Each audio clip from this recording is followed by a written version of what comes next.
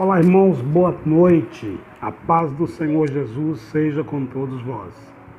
Eu sou o pastor Alex e nós estamos dando início a mais um capítulo do estudo da Palavra de Deus, ao capítulo 4 de Colossenses, o último capítulo dessa epístola. Hoje nós estamos finalizando a epístola aos Colossenses, onde nós estaremos refletindo e aprendendo sobre o capítulo 4, tá bom? Desde já eu quero pedir a você que compartilhe com outras pessoas esse estudo bíblico, para que mais pessoas possam ser alcançadas e abençoadas pelo conhecimento da palavra de Deus, tá bom? Vou deixar aqui também na descrição o nosso endereço, o canal do YouTube da igreja, para que você possa abençoar a igreja, se inscrevendo, clicando no sininho, tá? Clicando nas notificações, dando seu like lá, é muito importante para nós, tá bom? Então vamos que vamos. Hoje o capítulo 4 tem apenas 18 versículos, é um capítulo relativamente pequeno, mas nem por isso deixa de ter grandes ensinamentos, uma riqueza muito grande de ensinamentos para nós, tá bom? Então vamos lá. Capítulo 4, nós finalizamos o capítulo 3 nos conselhos dos servos para com os seus senhores e também dos senhores para com os servos. Então o capítulo 4, ele vai começar também no versículo 1, tratando ainda dos senhores, trazendo conselhos para os senhores, tá? Que diz assim: vós, senhores, fazei o que for de justiça e equidade a vossos servos, sabendo que também tendes um Senhor nos céus, tá? Da mesma forma que a Bíblia orienta que o servo deve trabalhar como para Deus, como para o Senhor, o patrão também deve tratar com bondade, com equidade, com carinho, com consideração o seu funcionário, tá? Porque o patrão, por mais rico e poderoso que ele seja, há um mais poderoso do que ele nos céus. E nós sabemos que é o Senhor Jesus, ok? Versículo 2: perseverai em oração, velando nela com ação de graças. Novamente nós vemos aqui o conselho do apóstolo Paulo para que a igreja persevere, permanecer no estado de oração. Não somente oração, mas também com ação de graças. Nós ouvimos falar sobre isso durante todo o estudo da epístola de Colossenses. A ação de graças, ela deve ser constante na vida de uma pessoa que tem a Cristo, uma pessoa que ressuscitou com Cristo, tá? Versículo 3: orando juntamente por nós, para que Deus nos abra a porta da palavra, a fim de falarmos do mistério de Cristo, pelo qual estou também preso. Olha, meu amado, meu irmão, minha irmã, o Evangelho, a pregação do Evangelho, ela precisa ser estratégica. Ela nunca foi simplesmente chega lá e prega. Não. O apóstolo Paulo é um exemplo disso. Aqui ele está orando e pedindo que a igreja orasse também, para que fosse aberta as portas, para que fossem abertas as portas, para que ele pudesse pregar esse evangelho, que as oportunidades pudessem ser criadas, para que ele pudesse pregar esse evangelho, a porta à palavra. E quando ele estivesse pregando essa palavra, a preocupação dele era falar do mistério de Cristo. Olha só, a fim de falarmos do mistério de Cristo, pelo qual estou também preso, tá? Então aqui nós identificamos dois ensinamentos importantes. Você vai pregar para alguém, você vai falar do amor de Jesus para alguém, peça a Deus primeiro que abra o entendimento daquela pessoa. Peça a Deus primeiro que faça com que a pessoa compreenda o Evangelho, que o Senhor possa abrir a porta para que o Evangelho possa entrar, ok? Um outro ponto importante, Paulo revela o motivo da sua prisão. E qual era o motivo da sua prisão? Pregar o mistério de Cristo. e nós já aprendemos lá atrás, aprendemos também em Efésios, que o mistério de Cristo é a graça. Tá? O mistério que estava escondido, que estava oculto e se manifestou é a graça de Cristo. Então, por pregar a graça de Cristo, é que o apóstolo Paulo foi preso, estava preso em Roma. Versículo 4. Para que o manifeste como me convém falar. Ok? A pregação do Evangelho, ela nunca foi feita de qualquer maneira.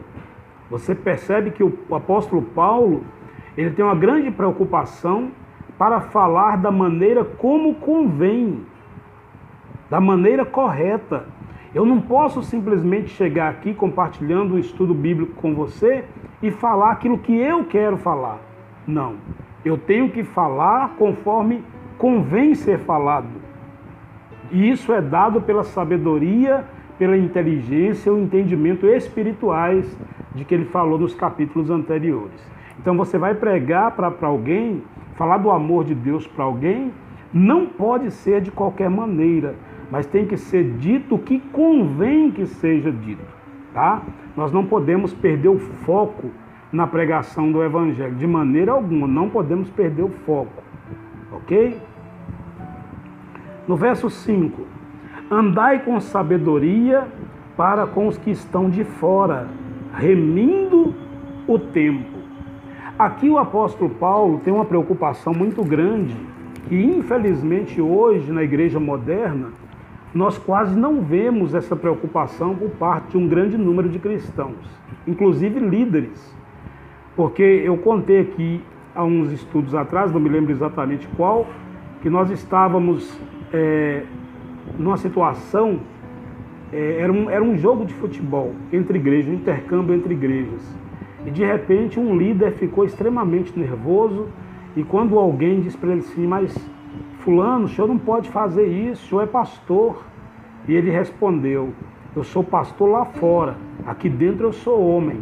Então é um comportamento inadequado para um cristão que preza pelo testemunho, tá? Porque se nós estamos, quer seja jogando futebol, quer seja no trabalho, ou na escola, ou na faculdade, nós precisamos prestar atenção no nosso comportamento lá também, tá bom? Então, o conselho de Paulo é que andai com sabedoria para com os que estão de fora, tá bom? Quer dizer, um cristão precisa ter sabedoria, ter cuidado com o que fala, com o que faz, com o que deixa de fazer, a fim de não atingir negativamente aqueles que ainda não conhecem a palavra de Deus, que não conheceram ainda o Evangelho. Versículo 6. A vossa palavra seja sempre agradável, temperada com sal, para que saibais como vos convém responder a cada um. Está vendo? Novamente, o apóstolo Paulo vai fazer menção de um ensinamento que o próprio Jesus já havia dado. Quando Jesus disse, vós sois o sal da terra e a luz do mundo. E nós, há uns dias atrás, nós aprendemos aqui, inclusive está até postado aí no canal do YouTube essa palavra, sal da terra e luz do mundo. Nós aprendemos que, dentre muitas funções, o sal serve para temperar, para preservar, e o sal causa sede. Então nós, como cristãos, a nossa palavra tem que ser temperada. Ela deve trazer sabor para a vida das pessoas, esperança para a vida das pessoas. A nossa palavra tem que preservar as pessoas que ainda não têm Jesus. De que maneira? Clamando por elas, invocando a Deus misericórdia, invocando a Deus o seu favor, a sua graça sobre aqueles que não têm conhecimento do Evangelho. E ainda causar sede. A nossa palavra, essa palavra que eu estou aqui transmitindo para você, ela precisa causar sede em você de conhecer mais a Deus, de saber mais quem é o Senhor Deus. Ok? Verso 7. Tíquico, irmão amado e fiel ministro, e conservo do Senhor, vos fará saber o meu estado, o qual vos enviei para o mesmo fim, para que saibais do vosso estado e console o vosso coração. Juntamente com Onésimo, amado e fiel irmão, que é dos vossos, eles vos farão saber tudo que por aqui se passa, tá? Olha só, a preocupação de Paulo era que os irmãos tivessem conhecimento do estado em que eles se encontravam. Não somente isso, mas ele também queria saber, continuar recebendo informações sobre o estado que os irmãos também se encontravam, tá? E aqui ele menciona Tíquico, e nós já comentamos aqui que Tíquico foi, segundo os estudiosos, aquele que foi responsável de levar as epístolas aos Efésios, levar a epístola a Filemon e também entregar a epístola aos Colossos. Tíquico era considerado um ministro fiel, tá, pelo apóstolo Paulo. No versículo 9, ele diz, juntamente com Onésimo, amado e fiel irmão. Esse Onésimo aqui, pessoal, é aquele mesmo Onésimo que era servo de Filemon, lembram?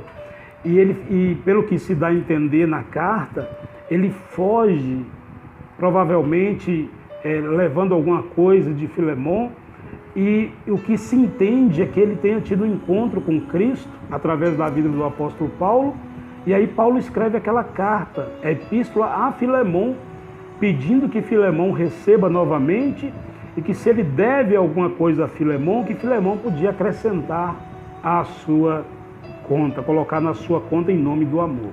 Tá? Então esse Onésimo, que significa útil, era aquele servo de Filemon, que está citado lá na epístola de Filemon. Tá? Agora é um servo fiel do apóstolo Paulo. Esse é o poder do evangelho. Tá? Versículo 10.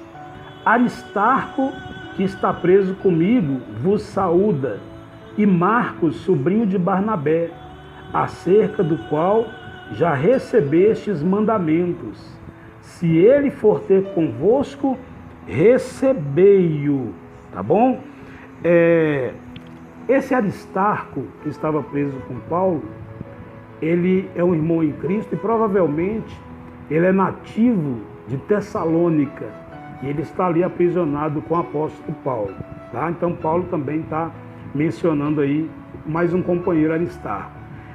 O Marcos aqui, citado aqui, Marcos, versículo 10, sobrinho de Barnabé, é o mesmo Marcos que escreveu a epístola, o Evangelho de Marcos, ok? Ele é o autor do Evangelho de Marcos, é o sobrinho de Barnabé, que também é auxiliador aqui no ministério do apóstolo Paulo. 11. E Jesus, chamado justo, os quais são da circuncisão. São estes unicamente os meus cooperadores no reino de Deus, e para mim tem sido de grande consolação. Para mim tem sido de grande consolação. Olha só, esse Jesus aqui, evidentemente que não é Jesus Cristo, tá? Mas era um outro judeu que também auxiliava o ministério de Paulo, ok? Então esse aqui é uma outra pessoa que tinha o nome de Jesus, sobrenome Justo. Verso 12, né? Sauda-vos Epáfras, que é um dos vossos servos de Cristo, combatendo sempre por vós em orações, para que vos conserveis firmes e perfeitos e consumados em toda a vontade de Deus. Epáfras não é desconhecido nosso. Epáfras é o provável fundador da igreja de Colossos, que vai ter um encontro com o apóstolo Paulo, provavelmente pedindo ajuda e auxílio para combater os hereges, aquelas pessoas que estavam ensinando, distorcendo, questionando o evangelho, distorcendo a personalidade de Cristo, tá? E esse Epáfras, ele é um dos daqueles que Paulo cita como fiel ministro, que nós falamos aqui sobre o ministro ser fiel, ok? Um outro ponto que eu marquei aqui nesse versículo é que Epáfras, versículo 12, Epáfras, Paulo menciona aqui que ele está combatendo sempre por vós em orações para que vos conserveis firmes. Meu amado, nós aprendemos aqui, ou relembramos ou reaprendemos, que há um combate. Nós fazemos parte de um combate espiritual, que é o bom combate da fé. E a oração, a vida de oração, ela faz parte desse combate da fé. Então, se porventura você não tem o hábito, pastor, eu oro dia sim, dia não, quando dá eu oro, quando não dá eu não oro, o meu conselho para você é que procure sistematizar, ou melhor, organizar a sua vida de oração.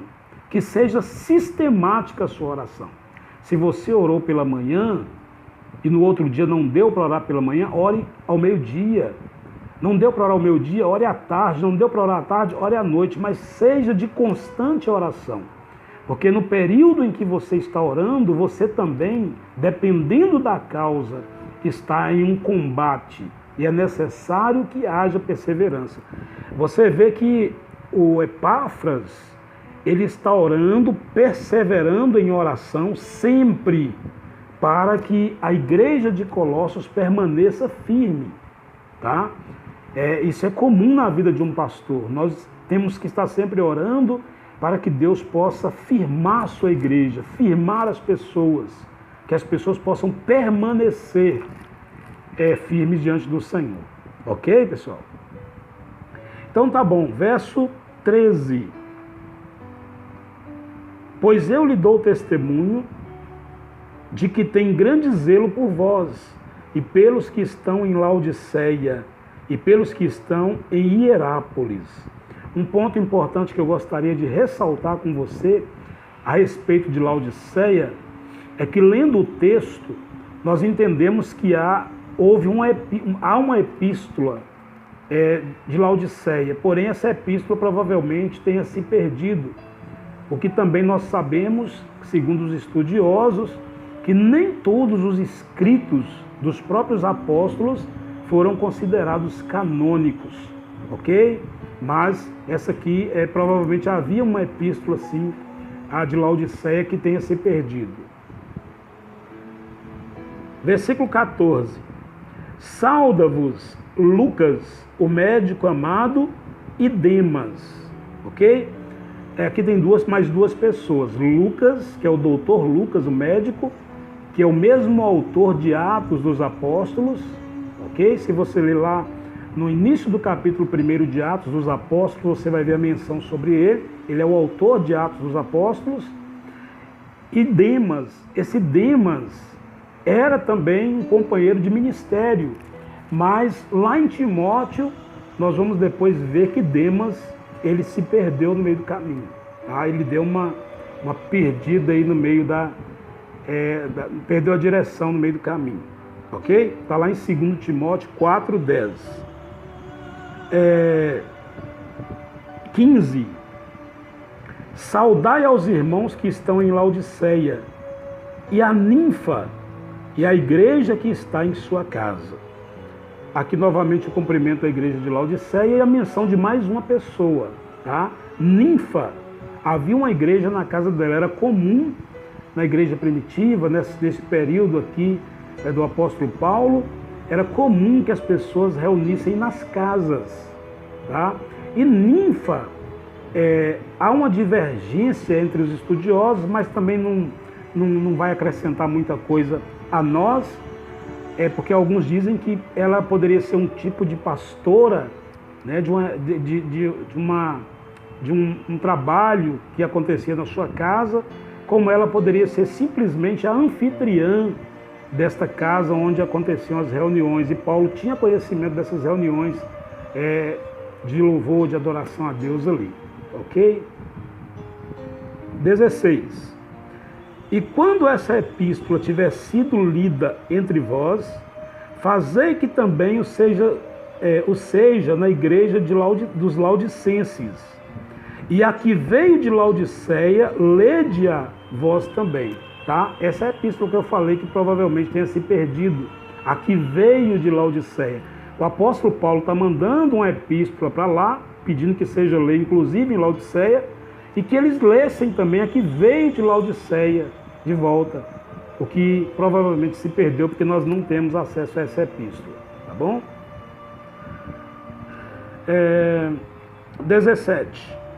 E dizei a Arquipo, atenta para o ministério que recebeste no Senhor, para que o cumpras, ok? Pessoal, Arquipo era um provável membro da família de Filemão.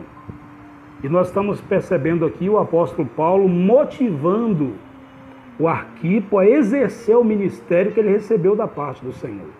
E isso é importante, tá? Não se sabe por qual motivo, se ele havia parado, se ele havia desanimado, o que estava acontecendo. Mas o certo é que o apóstolo Paulo está aconselhando a exercer o ministério. Isso serve de orientação para cada um de nós, que recebemos um chamado de Deus para fazer a vontade de Deus, para exercer o ministério segundo a vontade de Deus, e às vezes nós deixamos para lá por N motivos nessa vida. Então o conselho é: volte a fazer a vontade de Deus. Volte a exercer a vontade do Senhor. Ok? E por fim, no versículo 18, saudação de minha mão, de Paulo. Lembrai-vos das minhas prisões. A graça seja convosco. Amém. Muito bem. Então aí nós finalizamos o capítulo 4 e com isso a epístola de Colossenses. Estudo maravilhoso, aprendizados assim excepcionais, e a gente pode tirar muito proveito. O que eu quero dizer para você, aqui a gente fica preocupado em não estender muito o vídeo, para não ficar maçante, cansativo. Mas nós tentamos o máximo possível absorver tudo que é possível. Mas eu quero dizer para você, continue lendo, continue meditando, porque à medida que você continua lendo e meditando, Deus vai abrindo outras coisas que você não ouviu aqui. Tá? A palavra de Deus ela é maravilhosa, ela é viva. Então não deixe de estudar, não deixe de continuar a leitura, ok? E querendo Deus, semana que vem, nós entraremos na primeira epístola aos Tessalonicenses, tá bom? Espero que você tenha sido abençoado, é o desejo puro e verdadeiro do meu coração. Quero agradecer você aí pelo carinho, por estar nos acompanhando. Um abraço carinhoso, muito obrigado mesmo. Que Deus te abençoe ricamente e que viva Cristo para sempre, o nosso Senhor. Deus te abençoe, a paz do Senhor Jesus.